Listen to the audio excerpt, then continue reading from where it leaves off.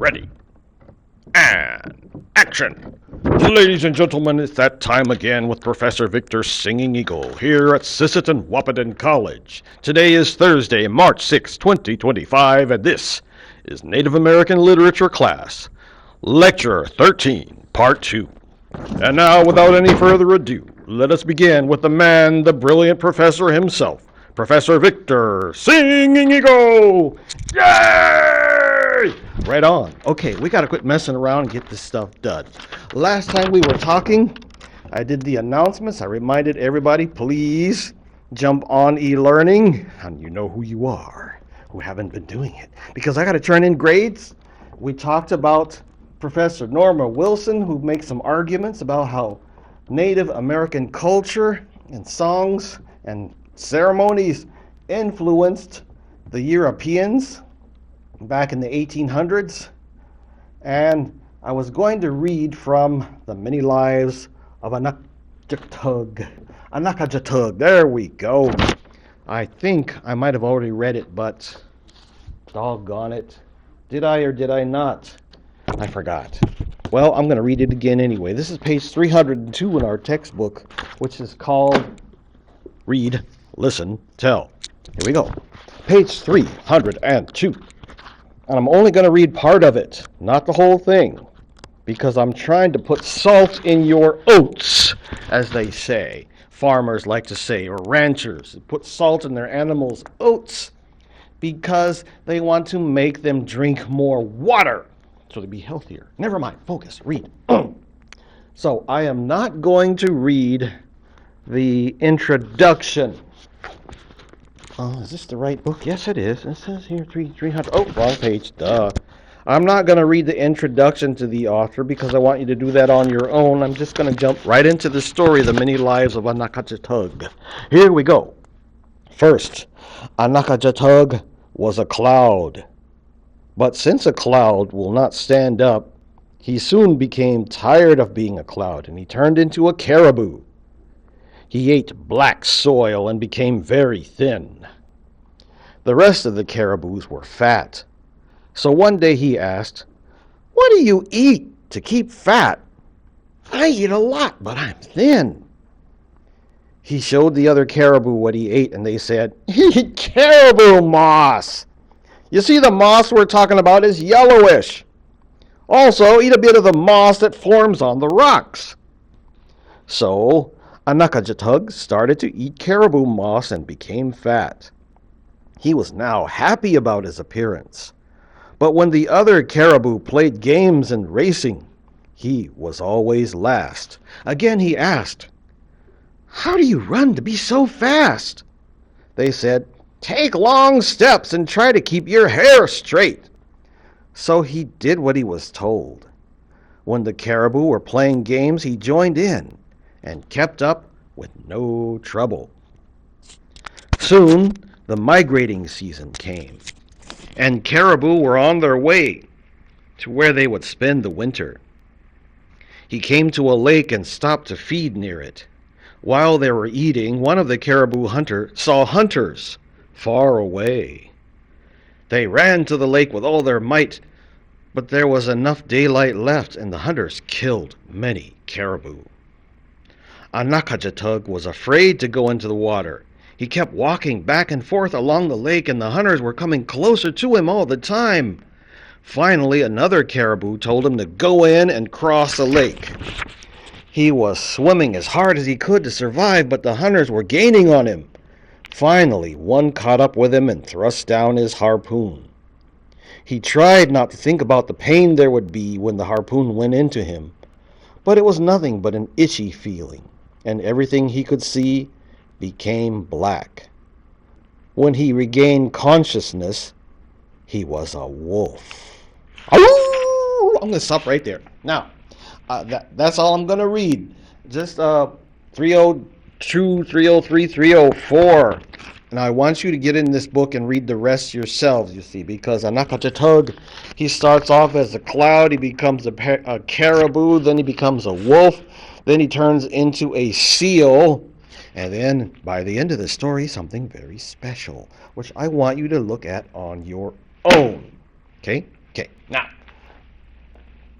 That's enough of that. We're going to go to this item 5, you see. I like to tie these two in. I'll see if I can do this without messing it up. As you know, a lot of native tribes, mine included, which are the Potawatomis, we try our best not to get into the me, I, and also telling people you should do this and you should do that. That's not our style, you see. That's more of a Chmokmanuk or Chmokmani characteristic. Rather than telling people let's just imagine that you have a son and he's done something naughty, got caught by the cops, and he's taken away to jail, the county jail, and he wants you to write him. As a loving father or mother, you write to your son, and rather than saying, Well, you should have done this and you should have done that and you need to do, and this is the way I did it when I was young. that's just going to break the poor kid's spirit. What you can do, rather than break the boy's spirit, is to tell him some stories. And instead of telling it in me, this is what I did, this is how I handled situations, you could tell it as a story. This is one of the things that we natives excel at.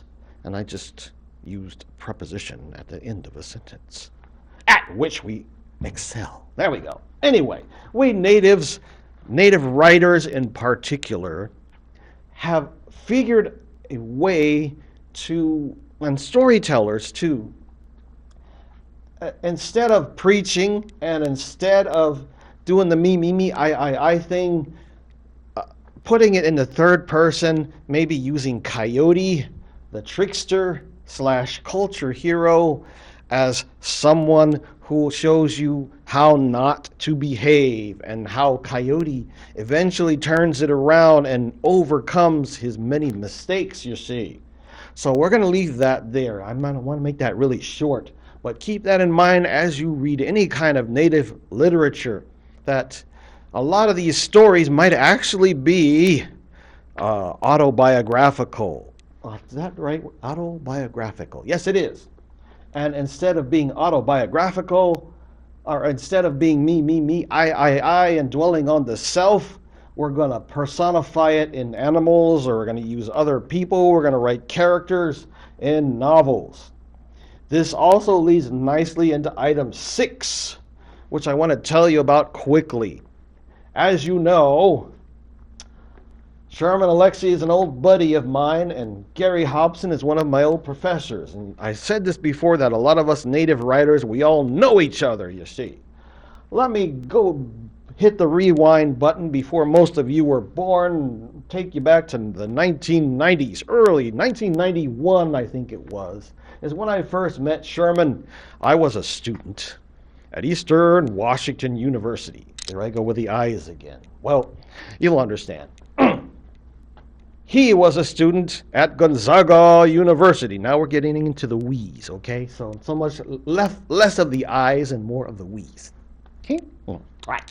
Now, Sherman came to our school, do a poetry reading, and I was there, and we instantly hit it off, became buds, and we hung out a lot on weekends, especially. Friday, we jump in our car, go up to the bars, and neither one of us drink alcohol, but we love to sing. And in those days, karaoke was a thing. Nowadays, they call it karaoke, but it's karaoke. It's Japanese. Anyway, he drank Pepsi, I drank Coke, and we clink our glasses and sit and listen to people sing. And then it was our turn. We grab the microphones and just sing our butts off.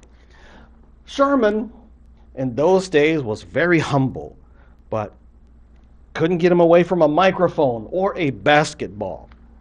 That's when he would shine. However, fast forward to 1992, a project called Returning the Gift, gathering of Native American writers, native writers all over the world, actually, from way up in Canada and Alaska, all the way down to South America, Tierra del Fuego, and even some Hawaiians.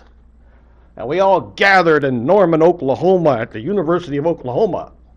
And Sherman was getting famous already because he had just won a national endowment for the arts award, and he was getting famous. He went on Oberman show and some other TV shows, and people were inviting him, and he had to get an agent. He had to hire himself an agent, and he started branching off from poetry to writing novels, and the more he wrote, the more famous he became. And the more famous he became, the bigger his head got.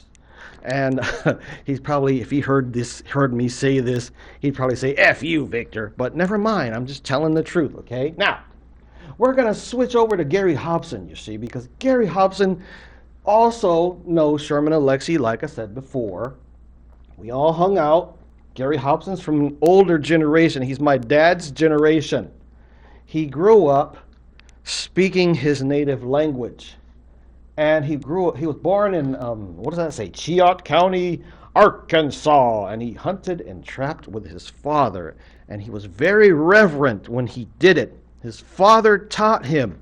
And some tribes still do this to this day. You see, when you kill an animal, you're hunting, you're supposed to either offer tobacco to the animal spirit to thank it for giving its life for you, and you don't waste any part of that animal. Or, and I think the southwestern tribes will do this, they'll put pollen, I almost said Wahpeton, that's Chinese, pollen on the nose of the animal, or maybe tobacco, pollen. They're going to make an offering. Some burn sage, like the tribes out west do. Right. It also says he did 6 years in the Marines. He was in Okinawa, Japan, and in Thailand. Wow. So the man is another veteran. So Hobson and I had a little bit more of a connection in some respects because we're both veterans, you see.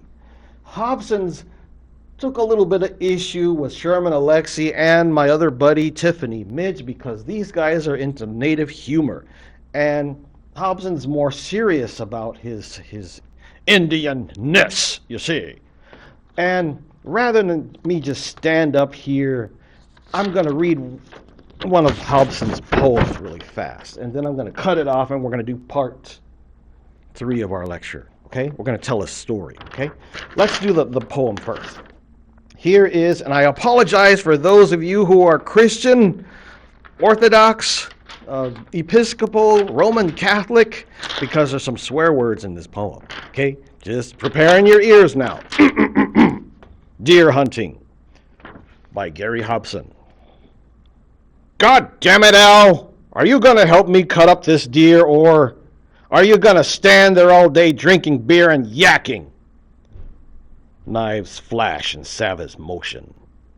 Flesh from hide quickly severs as the 2 men rip the pelt downwards from the head.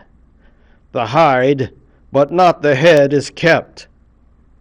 Guts spew forth in a riot of berries and shit, and is quickly kicked into the trash hole. Hooves are whacked off and thrown into the waste hole, a rotted, hollow stump. But the antler rack is saved, sawed from the crown with a handsaw, trophy of the hunt, like gold teeth carried home from the wars in cigar boxes. Ooh, I'm not going to touch that one. I'm not going to tell you what to think. That's the poem, and I'm sticking with it. I'm going to leave it right there. I'm going to stop the story, or stop the lecture here. We're going to do a story in our next section, part 3. Thank you very much for being so patient with me. Talk to you soon. Bye-bye. Woo! 14 minutes and 15 seconds.